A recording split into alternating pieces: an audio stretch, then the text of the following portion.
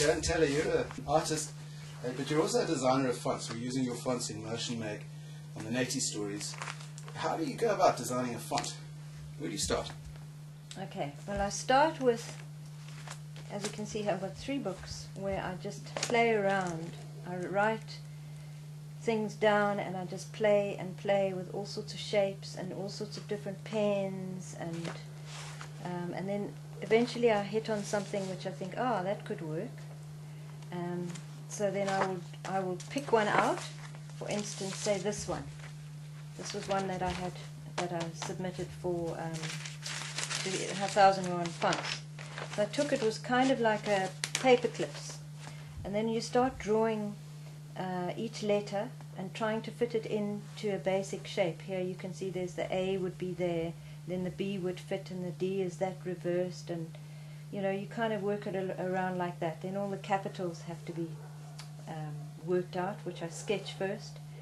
Then what I do is I trace them all on a clean trace so that the letters are more clear, you know, clearer with outlines. And after that I do them again in black, and then I photograph them and scan them into my computer, and then every single letter, all the 26 letters lowercase, all the capitals, all the punctuation marks and everything have to be changed, you know, tickled around and made exactly how I want them on the computer with the vector. It's a font maker. So for instance, you have a letter that you import in as a bitmap or as a JPEG background that you can trace in or whatever. I prefer to just bring them straight in as from my tracings. And then on each one you can see they've got all these little points. The square ones are angular ones, and the round ones are curved ones. So you can click on a point and then move it around. It's vector, the same as sort of vector illustrations. And pull that out for a curve, and then you can take, for instance, a number of points and move them however you want. You asked about kerning earlier on. Kerning is when you have letters which, for instance, a T going next to, for instance, a J. You see, there's not much space between the 2 letters, because, and for instance, the A would have a lot of, it's like white space between them. And the kerning is where the program automatically adjusts that white space to allow for the different shapes of the letters. But I prefer to do my own kerning.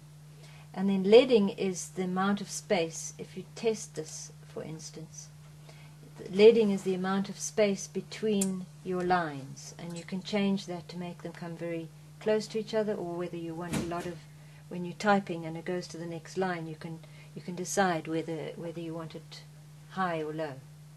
And that goes back to the days of movable type. Exactly. The amount of lead that you put in, right, yes. The line that you put in between. Yes, the blank spaces that you would put in.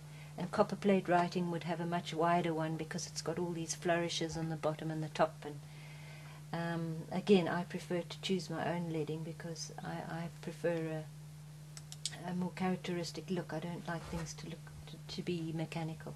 Here's another one I did that's one of the most popular ones that I submitted. What's it called? It's called Quirly Cues. And where? And it's had about 30,000 downloads, I think. Is that from 1001fonts.com?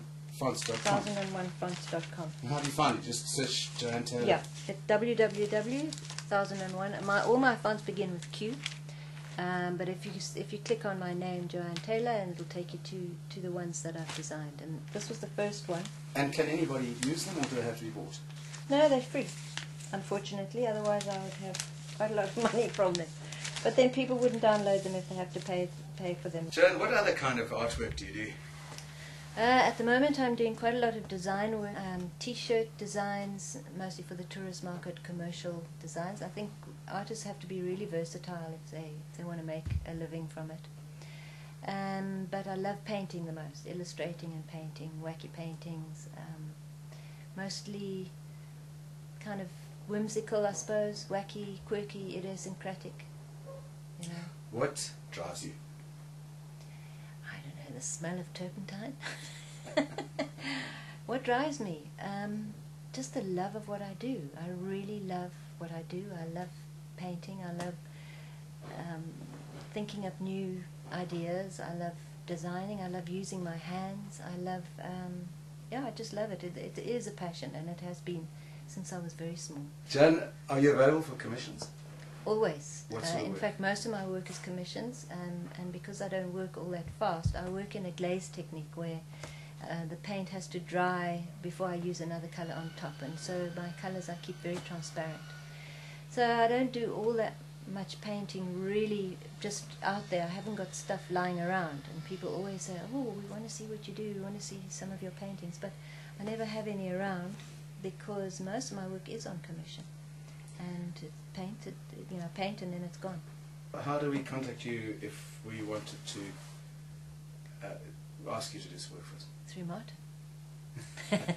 Down the road. 084 3166 100. Great, thank you very much.